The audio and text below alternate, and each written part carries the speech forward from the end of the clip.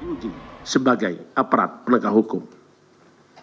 Saya menyatakan di setiap kesempatan bahwa saya tidak pernah melakukan pemerasan kepada siapapun. Dan saya juga tidak pernah terlibat terkait dengan suap menyuap dan gratifikasi kepada siapapun. Kemarin pada tanggal 16 November 2003 adalah hari di mana saya telah mengabdikan negeri kepada negeri ini selama 40 tahun. 40 tahun pengabdian saya habiskan. Hidup saya lakukan untuk pengabdian kepada bangsa negara hingga berakhir sebagai purnawirawan Polri dengan pangkat Komisaris Jenderal Polisi. Saya tentu bertanya kepada diri saya, 40 tahun lama ngabdi di lembaga kepolisian negara Indonesia. Tetapi kemarin saya harus bertanya kepada diri saya, apakah benar saya pernah selama itu mengabdi di sana? Dan mengapa markas besar itu terasa asing bagi saya? Itulah yang bergejolak pada batin saya di tanggal 16 November 2023. Saya bermaksud menyampaikan bahwa perasaan ketidakadilan itu ada, dirasakan. Dan ada benar adanya. Untuk itu saya perlu sampaikan beberapa hal sebagai berikut.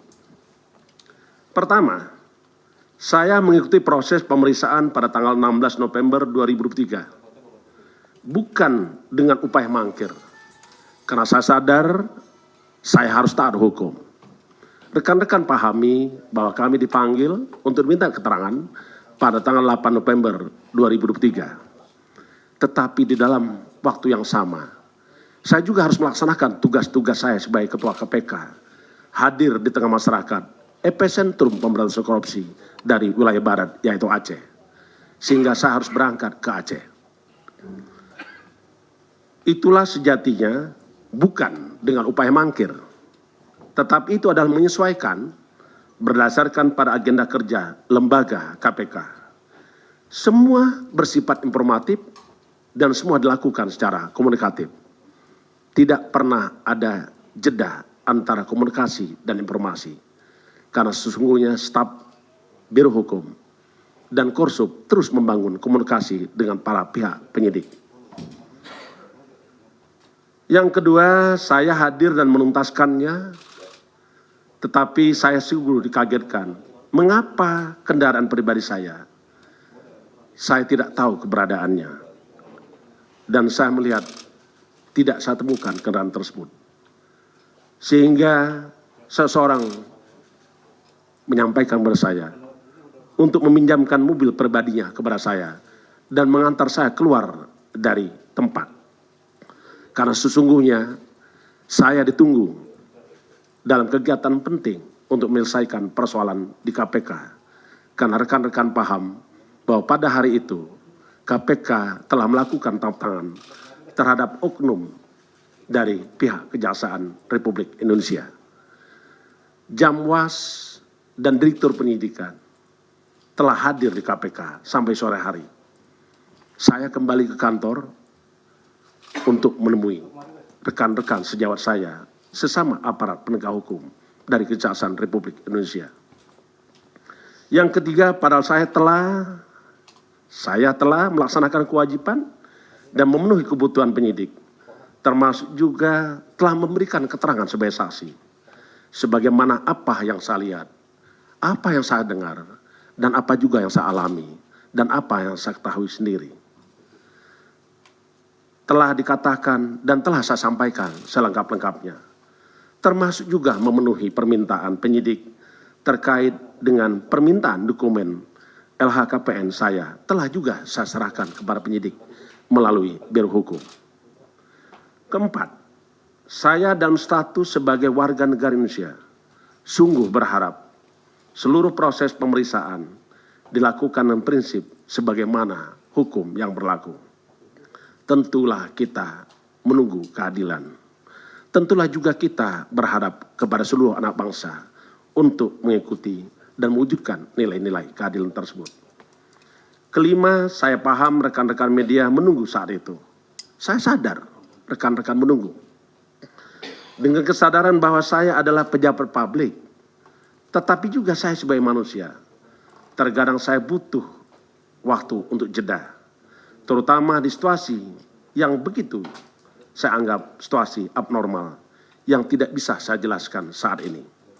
Apalagi sehari sebelumnya saya tidak tidur karena menangani tindak pidana korupsi terkait dengan pejabat Bupati Sorong. Rekan-rekan saya dari awal saya sampaikan pada rekan-rekan bahwa itulah pengabdian kita sebagai anak bangsa. Rekan-rekan sekalian yang saya hormati, saya Firly Bahuri tidak pernah tidak ada di KPK. Saya selalu hadir di KPK setiap hari Senin sampai dengan hari Jumat. Dari jam 8 pagi sampai dengan jam 17.00.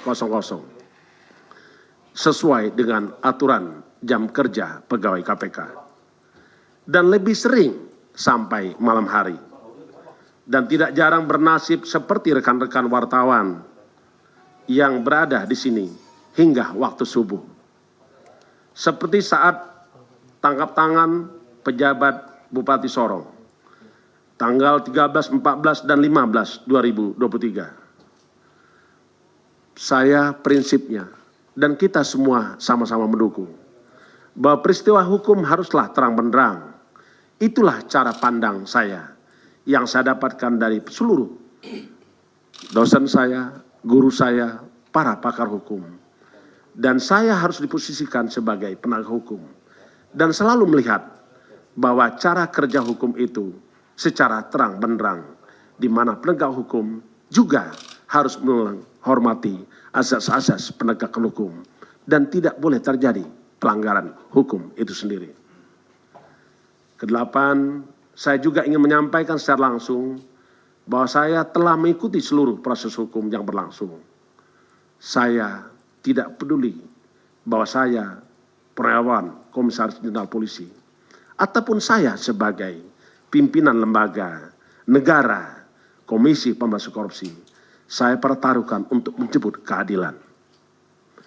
Rekan-rekan yang saya hormati dan segenap anak bangsa dimanapun berada, seluruh rangkaian yang telah dilalui perlu saya sampaikan sebagai berikut.